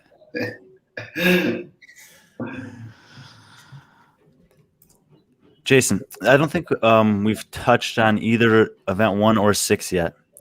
In both events, I thought that there was a lot of potential in these events, but ultimately it just came down to one of the several implements. In the first workout, I think you and I might have talked about it, that the rope climbs, and especially the back half of the rope climbs, ended up being the crux of the entire workout. And then in the 6th event, which I thought was a really cool event in its design, I think it was really about either the second set of ring muscle-ups or handstand push-ups, depending on which one of those things you're better at. And it kind of took away from the fact that, like, you know, box step-ups with a sandbag on your back, or a farmer's carry with some, you know, moderate weight implements, or in the first workout, you know, running up a hill with a ruck and a sandbag. Like, those are good tests, and those are things that should be tested, but I feel like they were negligible relative to how the workout was designed. Did you have that experience? Yeah, I did. I knew that they were like, that wasn't the workout. It was just kind of like in there to be in there. Like more just to fatigue you, get your heart rate up. But it was definitely that middle pack of work that was the workout. So Yeah, it was kind of you know, I don't know necessarily what the solution is there, but I just felt like, you know, I actually did that chipper workout, and I felt like those, like the sandbag step-ups were a good challenge, but ultimately they didn't matter because there was so much volume of gymnastics centered in the middle. Right. Did that carry matter at all? No. I thought it did a little bit. It fatigued your grip because it was so thick. The grip was so thick, and it just gets your heart rate up. And so, like, you do 15 ring muscle ups, you pick that thing up, you walk 100 plus yards, and your forearms are blown, your heart rate's higher, and it's all about who wants to jump up first to the ring. Do you feel like you managed the sets of muscle ups differently, better, more strategically than you did when there were big sets like that at the games? Yeah, I did 6, 5, 4 on both sets of 15, and I did 5 sets of 6 on this handstand push-ups, and I'd do 6. I'd come down, like, shake it out for like 4 or 5 seconds, do another set of 6. Dude, I executed the workout exactly how I should have. Like, the 14th is just welded. Like, it was deserved. Like, I shouldn't have been any higher or further back. Like, it just is what it is. That I'm just not the best at that workout. But I would consider you one of the better rowers in the field. And when I look here, like you must have known getting on that rower that there were some guys you could potentially close the gap on. Like, yeah, they were just too far ahead about a few calories. Were you hurting on that row? Were you going for it? Were you trying to catch them? Yeah. I mean, I knew that going into that workout, Alex Carone and Chandler Smith and Travis Mayer were the 3 people behind me. And they were the 3 people on the rower in front of me. And I was like, dude, if I can just beat these guys, like, I'm going to get more points than all of them, which I was in 5th. And so, like, if I can just get more, like, separate more, that would be so ideal. And they all beat me by like a few seconds. Yep. Travis, 7 seconds. Carone, 5 seconds. And who was the other guy who said? Cole? Chandler. Oh, Chandler. Got you by, what, 11 seconds, 10 seconds? Yeah, man, it was close. And Chase Ingram was talking about it on the broadcast. He's like, if you can position yourself somehow so you don't have to race this row, that goes a long way. And you found yourself in the exact opposite situation where the guys you needed to beat were right there in front of you, like that dangling carrot, and you're trying to chase them. So I got off the handstand push-ups, and as soon as I got off we were doing step-ups. I had like 5 step-ups left, and they were all getting on the rower. And so I knew that they were going to be like maybe 8 calories ahead, and it was just going to be a bloodbath. And they ended up beating me by a little bit. But yeah, I executed that workout exactly how we wanted. Ring muscles felt really good. We wanted. He keeps saying that we. Saying that we. What am I supposed to say? Hey, was there a spot where all the usual suspects were hanging out? Like, did you see everyone back there? What did you say? Was there a spot where all the usual suspects were hanging out? Like, did you see Adam Knifer, Matt O'Keefe, Ben Bergeron, Max El-Haj, like, just like all the coaches? Like, was there a spot like, because in the live feed I didn't see any of them. Was there a spot like a warm-up area where all those dudes were like hanging out? And yeah, we had a warm-up area that we were all at. And Jake was down there with you? Yeah. And they had all the gear. Did they have the 250-pound bag? Yeah. In the warm-up area, they did. Have you lifted a 250-pound bag before this weekend? Did you feel like you adapted to it quickly, or was it a challenge for you and something you'd like to get more practice with? I think I picked it up pretty well. I mean, I only had to do it once in practice. Oh man, you're a good dude, Hopper. In practice, it went pretty well. Hey, is it lighter out there during the event because of that adrenaline, or is it heavier, like than in the back? Sevan, tell them about your pedestal thought. It's so much lighter. When in the comp, it's lighter. Yeah.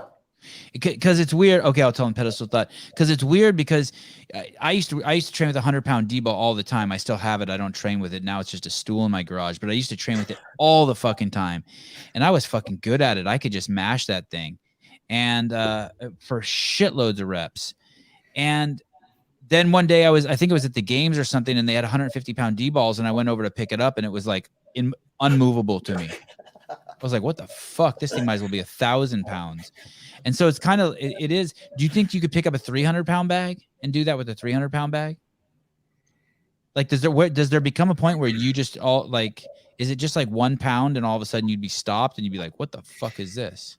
No, 300 may be like the limit. I think I could, if I had to do it, like if you put like some money. Like if it fell on your wife, you'd pick it up. What?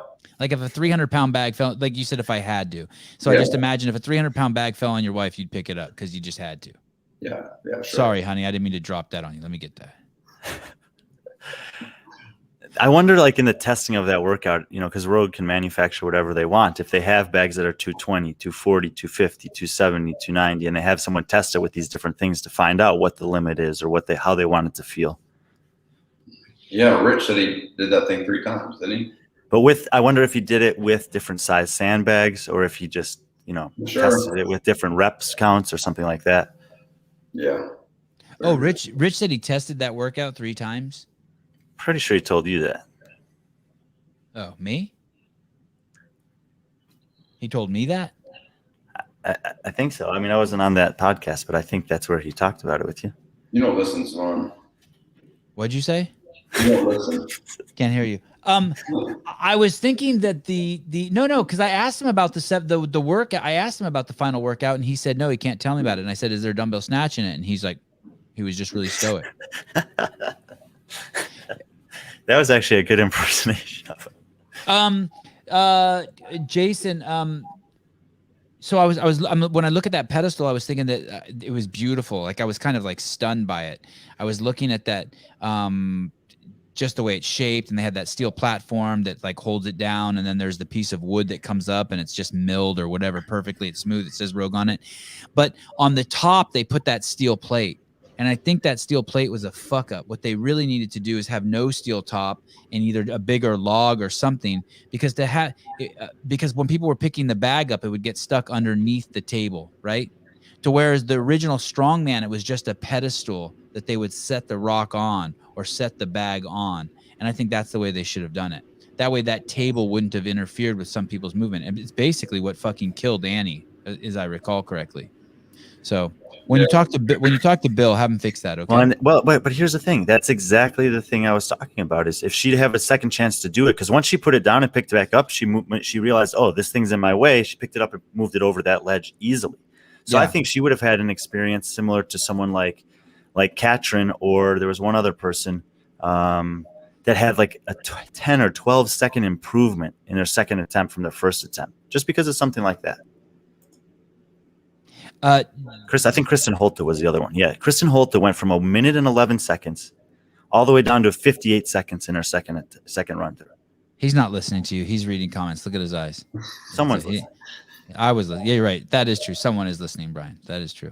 Kristen Holte heard you say her name. She's like, huh? Did someone say my name for the first time in 10 years? Huh? And she deserves more. That's not a dig at her. That's a dig at all of us idiots. Dina, Miss McCarthy.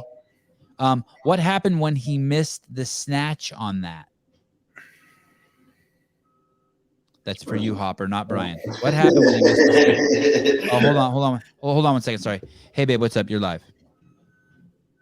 Can you give someone permission for me to talk to them on your behalf? Oh, yeah, sure. Yeah, sure. Go ahead. I can merge you in? Yeah, go ahead. Merge me in. Okay, thanks. Yep. Sorry, guys. It'll only take a second. Hi. Talk amongst yourselves, people. Jayson, why don't you answer Deanna's question about the snatch? What happened when I missed the snatch? I did 60 heavy dubs, and I went up to the bar, and it was just my shoulders were wobbly from 60 heavy dubs. Does it emphasize the pull a little bit more? I'm trying to remember. Did you struggle on the first rep or the last rep? What? Did you struggle on the first snatch or the last snatch? All of them. Okay. Because I think I missed my first rep, but every single one was wobbly. you missed your first one, and I think Vellner missed his last one. I think I was just confusing the two. But, you know, my understanding is that, you know, people like yourself, elite level CrossFitters and elite level CrossFit coaches understand that at a CrossFit competition, you're going to have a chance to warm up, and eventually they're going to call you to an area, and you're probably going to stand there for 10 to 20 minutes before you go out onto the competition floor. Yeah. And I mean, and I would assume that that's something that you practice. Yeah, but not that to that extreme. I felt like it was, you know, we've already talked about it. I felt like it was a little bit more extreme, especially for those with the buy in that event. But it's, you know, to me, it's very different. Like when if you're going to do an open workout, you have control of all of those variables, right? And you know, like, okay, I'm going to start I'll start when I'm ready, and I can warm up appropriately and have the amount of rest I want to have for my warm up before I start doing that workout. And in live CrossFit competitions, that's not the case. Like that variable is oftentimes out of your control. Yeah. And so while I'm sitting here saying, like, you know, it was disadvantageous for you guys, I think it, on the other hand, and you can tell me that I'm right or wrong if you care to, you know, that's something that you should be prepared for, is that, yeah, there might be an opportunity in the future where I have to sit cold for 30 minutes before I go cycle a 205 snatch for a few reps. It definitely is. There's a level of it that you can definitely train for, but there's also a level that you can't.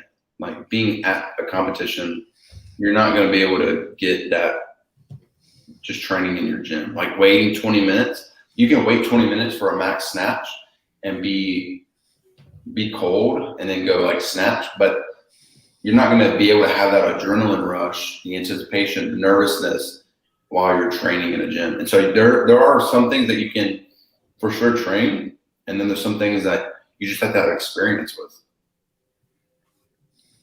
Like girls.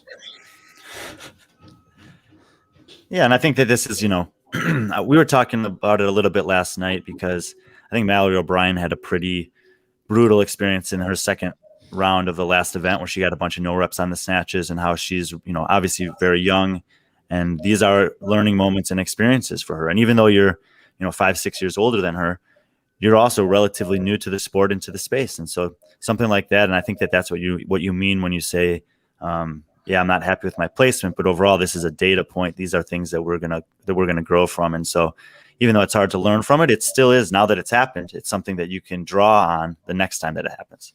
Yeah, for sure. Are your parents Christians? Yeah. Did you go? Were they Christians before you? Yes. Yeah. Okay. I'm just preparing questions for our next podcast where I go in depth. Do you spend any time? Get to spend any time with the legends? I hung out with Josh a little bit. Bridges? Yeah, we actually, the day before, he did a workout with me. And now did you guys kiss? And now you guys both have explosive diarrhea and vomiting? Jesus, what is going on? I stole his mat that they got with his name on it. I have it now. Do you really? Yeah. Did you take his mat home with you? Yeah. Look, took a picture of it. And did you put it on eBay? I'm selling it. Oh, that is awesome. Jayson, did you guys get any Rogue apparel? Yeah, we got just some, like a sweatshirt. No, like competition shirts with your names on it or anything like that? No. Yeah, he did a workout with me. Talked about some coffee. Do you have any preference for that as an athlete who is sponsored? I know at like some of the competitions, like the last time Dubai was live, they gave the athletes shirts, and they were, you know, required to at least wear those shirts when they took the floor, as you know. And it looked like in this competition that you guys were able to wear whatever, you know, whatever apparel you wanted, from shirts to shoes, etc. Yeah, we could wear whatever. Do you care either way? You know, is that I like wearing Nike. Where can people buy Hopper shit? Like, can I buy a shirt that says like Hopper on it? You can just go to the store and buy a white T-shirt and write it with Sharpie, and like we did it in that. But there isn't like a Hopper shirt No, anywhere. Like Rogue doesn't sell a Hopper shirt, or like Nike doesn't sell a Hopper shirt. no. Did stepping back from the ministry to focus on fitness affect you at all? Any backlash from the church? He didn't do shit there. Whenever I talked to him when he was there, he just sat around and used their Wi-Fi. I don't think he was doing anything there. That was like a cush-ass job.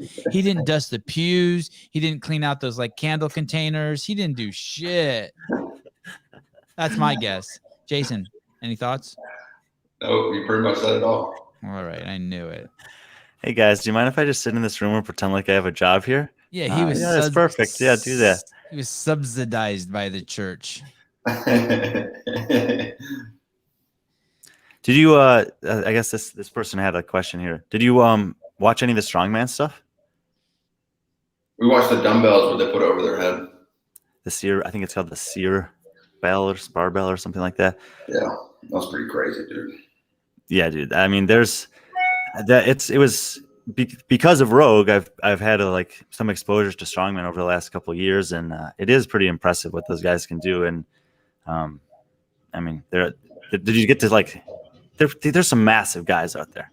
Yeah, they're massive. Like the smallest guy competing there is 100 pounds more than you. The smallest guy is 100 pounds more than you. You know this crazy dude? They are the nicest people out of all those guys.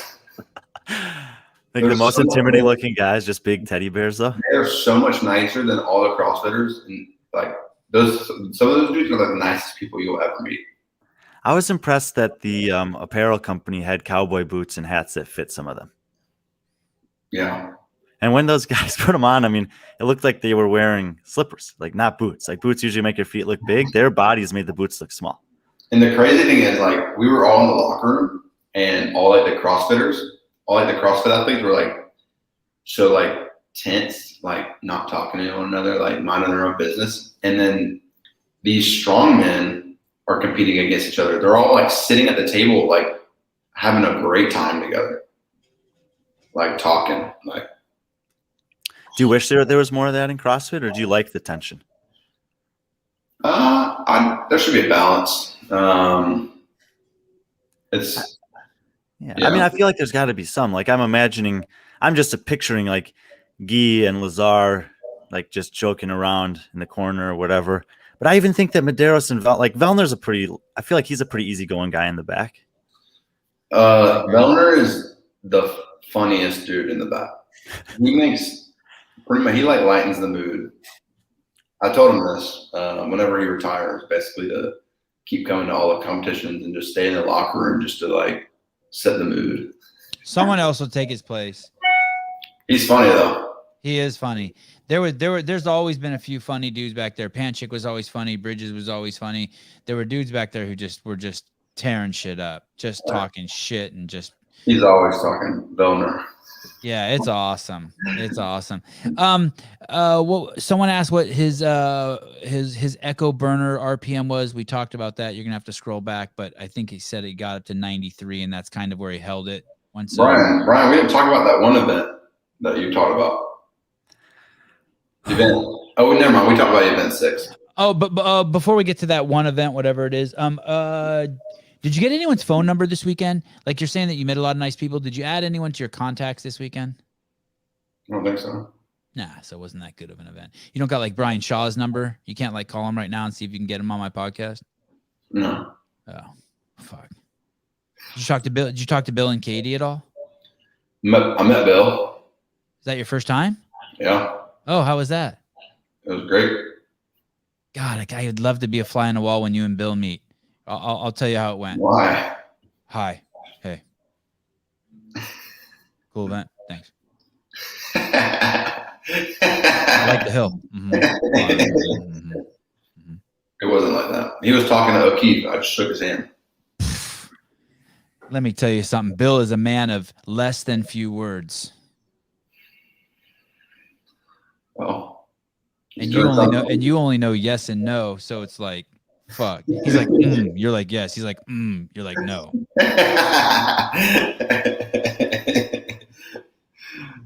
He's good. He's doing something right. Love the podcast here from Chile. Thank you, Sevan, for all the dedication. Have you thought about having Tony Budding on? I have not. I have not talked to Tony in forever. That would be interesting. I've thought about I should maybe even just reach out and say hi. I think I should start just by saying hi to Tony before I start like thinking about having him on the podcast. Our relationship could be tense at times. Maybe that can be another cathartic healing for you. True, it could be. Jayson, you should hand Medeiros a note at the next competition right before an event saying we've been trying to reach you about your car's extended warranty. That's like a spam joke, I guess. I guess. I don't know what that means. Are there any assholes in the locker room? Are there are there any assholes there? I don't think so. If Colton Mertens was there, he would have met 10 new friends on accident.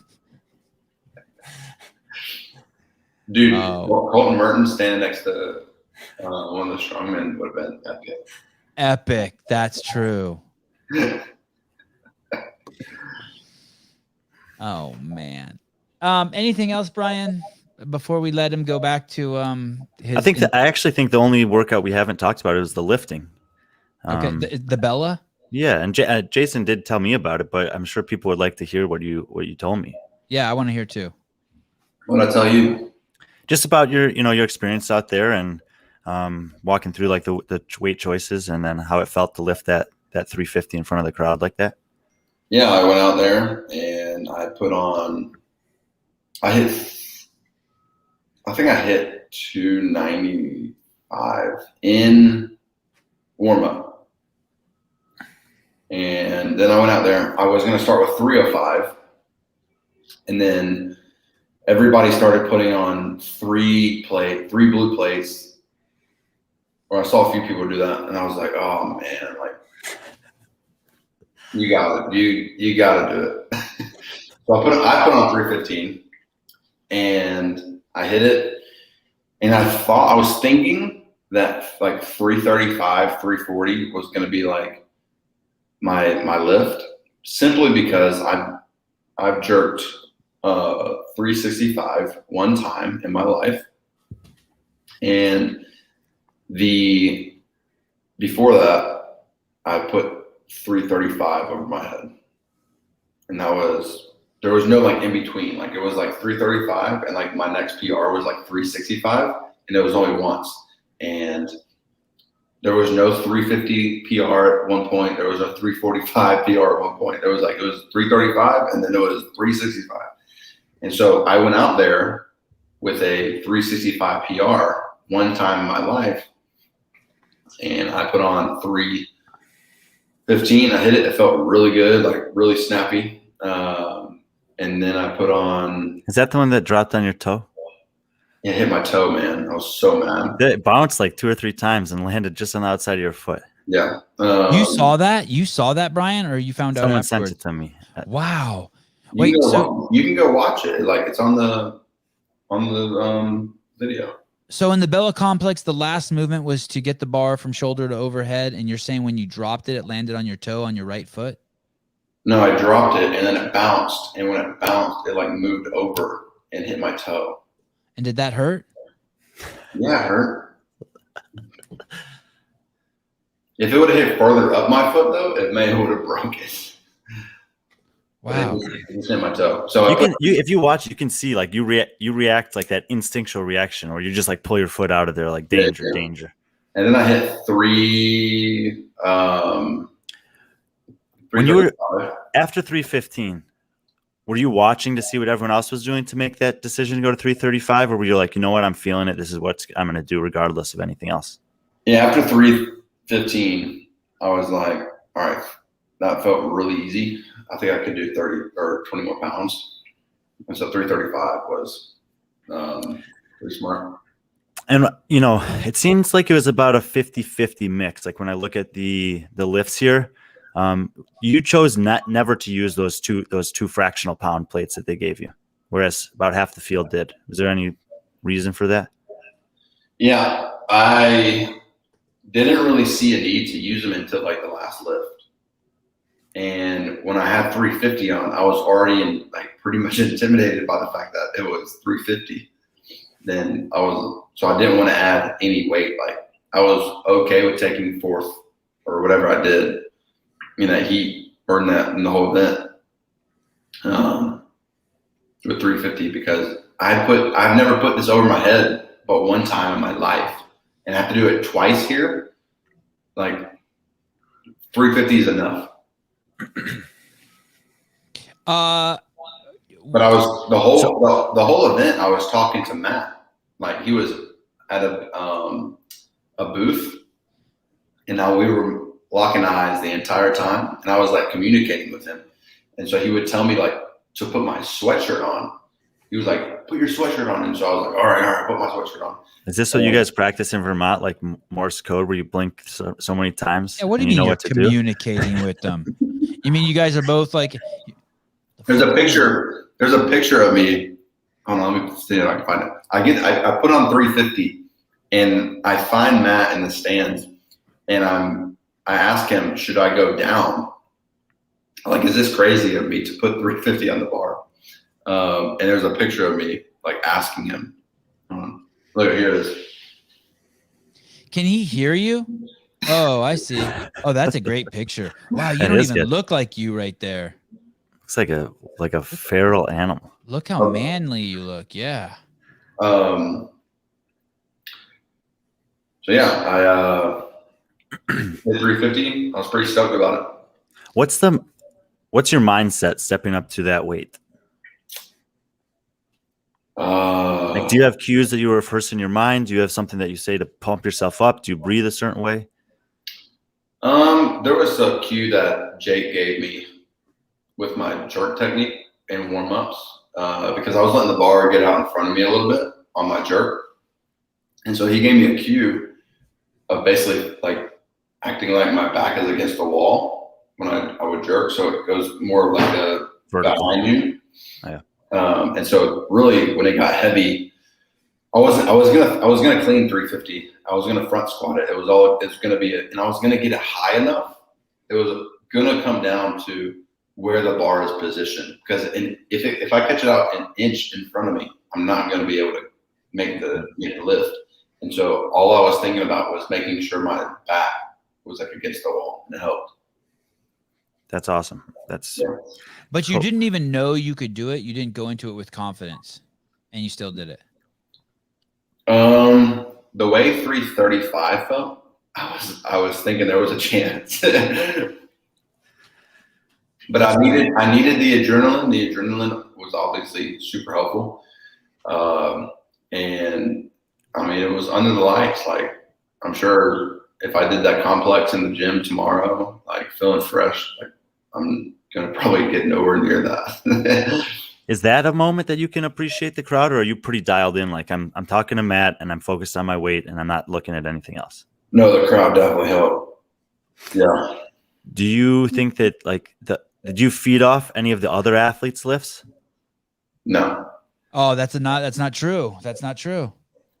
Well, it I depends on how he interprets the question. That's not true. There's something here that's interesting. Basically, we started the show with saying that he likes this event because he stayed in his lane, meaning he stayed to his plan. He stuck to his plan. He stuck to his plan. He stuck to his plan. And in this event, what's interesting is when we talk about it, he was supposed to open with 305 on the bar, but because he saw the other fucking meatheads putting 3 plates on, he too said, "Me meathead, me put 3 plate on," and he did put 3 plates on. So there is this is an interesting one, and I want to finish it with a happy ending, and it had a happy ending. He was successful. He was successful coming out of his lane, and leaving his game plan. And go ahead. That staying in your own lane. David McFadden, this is the 3rd podcast in a row, you fucking slut, where you said you liked my guest. You cannot fucking love all the guests. Slut bucket. Okay, sorry, go ahead. When I say stay in my lane, it is referring mostly to the Metcons that we are doing, not necessarily the list. Ah, clearly. My bad. The reason I There's a asked, distinction between feeling peer pressure in Metcon. So, and that's fair. I hear you. So you're basically saying, well, you tell me, why is that more important in the Metcons than in the heavy lifts? Sorry, Brian, I didn't mean to cut you off either. Because it's easy to chase a rabbit out of the Metcon, and you can't worry about their pace out the gate because it's not your pace, and you don't know what they suck at, and you don't know the reasons why they're going a certain speed at a certain given time. You got to run your race. You got to do what's best for you, and don't care about nobody else. Well, and also if you damage yourself in a Metcon, there's no fix. In that Bella complex, if you would have opened, let's say with 350 and failed, were you allowed to go down in weight? Were you allowed to go down, or did they have a rule you can't go backwards? You can't go backwards. Okay. it was actually kind of that's kind of clever, and it's really a cat and mouse, because in the event of a tie break, the tie break was your opening lift. So you want to go as heavy as you can, but you can't really afford to miss. Yeah. Ooh. The reason why I asked is because now this is the second time this year that I've seen you be part of a format that was like that at the MAC with the snatches, and now this one with the Bella Complex, where you were in a heat where everyone was successfully lifting. And I feel, there were very, very few. I don't know if there were any missed lifts, like maybe a couple, but most people were hitting their lifts. And I feel like that just creates this environment, like it's an adrenaline rush, and it's just like you guys build off of each other. I'm not thinking of the word that I want. This expectation. Just like it's like a collective momentum. Because like at the MAC, probably everyone knows there were like 5 guys in that heat that hit 300 pounds, but there were also guys like Justin Medeiros who PR'd at 285. And so every lift, like lift after lift, there were guys just, like, and the energy's rising and rising. And I felt like it was similar there for that heat. Did you ever, did you talk to BKG at all? Not really. Not even a hello? Yeah, we talked, we said hello. Did you ever say his name, Bjorgvin? Did you ever say, hey, what's up, Bjorgvin? No. Bjorgvin. What's up, Bjorgvin? Carl Gudmundsson? You never said that? Mm-mm. Bjorgvin, good to see you, dude. Looking buff. Nothing. No. Dude, you got to say his name every time you see him. Bjorgvin. If you don't, you'll forget it and never be able to say it. We were doing the ring muscle ups though, and he was in like 2 lanes next to me. And so I was talking to Jeffrey Adler. You're never, if you can't say Jeffrey Adler, you're never going to be able to say Bjorgvin Carl Gudmundsson. You're fucked. And we were in the warm up, and we were talking about I was like, hey dude, you're the only one I'm worried about. And Jeffrey was like, you should be worried about the people behind me, because BKG is really good at chippers. And so I was like, okay, well, now I'm worried about BKG. And we get out there, and he's moving through, I knew I was on my step ups, and he's on the ring muscle ups, and I get to the ring muscle ups, and he's deep into a set. I don't know what number he's at, but he's been on the ring muscle ups for a long time. And I'm doing my ring muscle ups. And after a good a couple minutes of me doing ring muscle ups, I look to my left and he's still there. And I'm like, oh my goodness, he blew up. This is my chance to I'm gonna beat BKG in this workout. And then I get done. I get done with my last set, and he gets on he starts doing handstand push-ups. And I'm like, he freaking lapped me. He finished his last set of ring muscle ups before I finished my first. Dude, that's a great story. Hopper, you need to tell more stories. We're fucking an hour and 53 minutes into the podcast. No one's even going to hear that one. That's the best thing you said the whole podcast. You didn't tell me about stories. Huh. All right, I'll tell you another story. No, I don't have any of those stories. It's too late. Look, that workout has BKG written all over it. He crushed the chipper in the online last year in Rogue, and he crushed this one. He was over a minute faster than the next guy in your heat on that workout. Caleb, an hour and 53 minutes. Cut that clip, Caleb. Get that clip. I'll tell you what, though, on the concept 2, I wasn't as nervous on the concept 2, but one thing I did do to calm my nerves was hey, remind myself hey, I ran out there. It was like the sun was like setting. It was like perfect. It was like perfect temperature. It was like amazing, like ideal situation. And before competition, like a couple minutes before, I was like trying to calm my nerves. Like you're talking to yourself. You're trying to get in that mindset.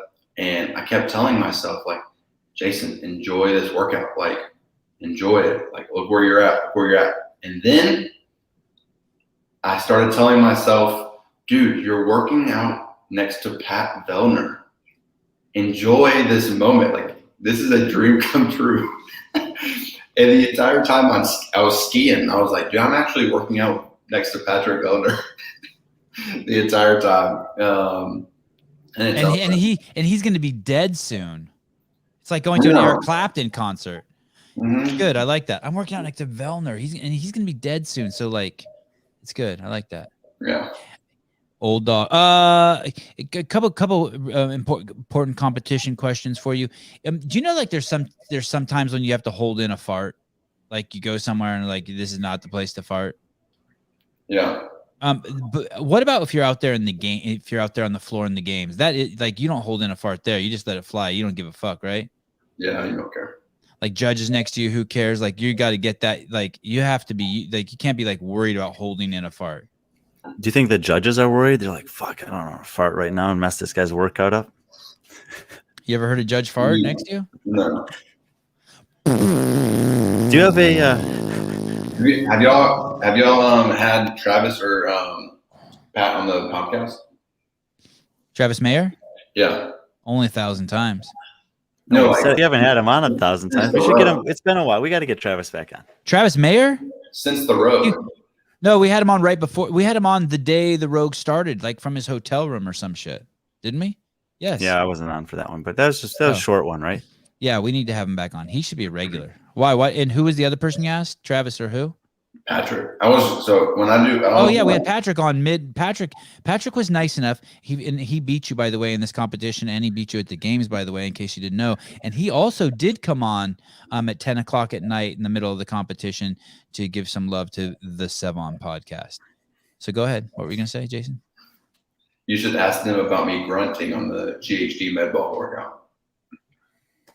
Did he say anything to you about it? Like, hey, dude, pipe down, like in the middle of the workout, pipe down over there. No, I was like grunting. I don't know why, but I was like, every rep, I was like, and Patrick told me that every time, like he had his eye, he closed his eyes because the sun was in front of him. And so whenever he heard me grunting, he was able to know how far ahead he was. So the first round, he was like, oh, I'm two reps ahead of you because I just started hearing him grunting, and like it got further back as he got further ahead of me in the workout. Yeah, on like the last round, he was like, he didn't hear they were grunting until like 14 med balls in. He was like, all right, I'm 14 reps ahead of Hopper. Another great story at an hour and 57 in. Were the judges more lenient at the Rogue Invitational than the CrossFit Games? Because as a fan, it did seem that way. Yeah, I think so. I mean, I don't. Shit, that was easy. I didn't get no repped a whole lot at either competition. So I wonder what they say to the judges at the Rogue Invitational. Like, hey, be cool, man. Judge the person like it's your mom.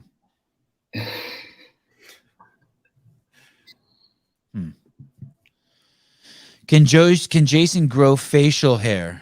Does he? A beard would do him well. I don't know if it would do him. I don't agree with the second part, but the first part's an interesting question. This took 2 months. Oh shit! Oh wow, is that true? Yeah. Will Brandstetter says, tell Sousa to edit out the first hour and a half. Jayson, have you ever thought about getting a mental coach? Dude, that's Matt. That's what Matt is. Not on some woo-woo shit, but it sounds like you get in your head a lot. Nah. How dare you, Ryan? How dare you? I got that. I think he said it. It sounds like you get a lot of head. I think that's what he meant. That's a typo. I got that book. You remember? Oh yeah. The Bible, that one. No. Well, that too, but no. Pat was on the day. He was on the day of the Rogue, and Pat was battling sinus issues. Yeah, Pat was battling sinus issues. Oh, do you have any other questions for him? I got to go to the skate park. Yeah, I gotta go. Let's do it again next month. Hey, see y'all at December 1st. So you're not gonna be on some elk hunt, or you want to run this by Matt first to see if it's okay if you come on? It's gonna have to be on December 6th. Why? What's up with the first? What are you doing? That's on a Monday. First Monday of the month, December 6th. Put it on the calendar. All right. December 6th. All right, I gotta go.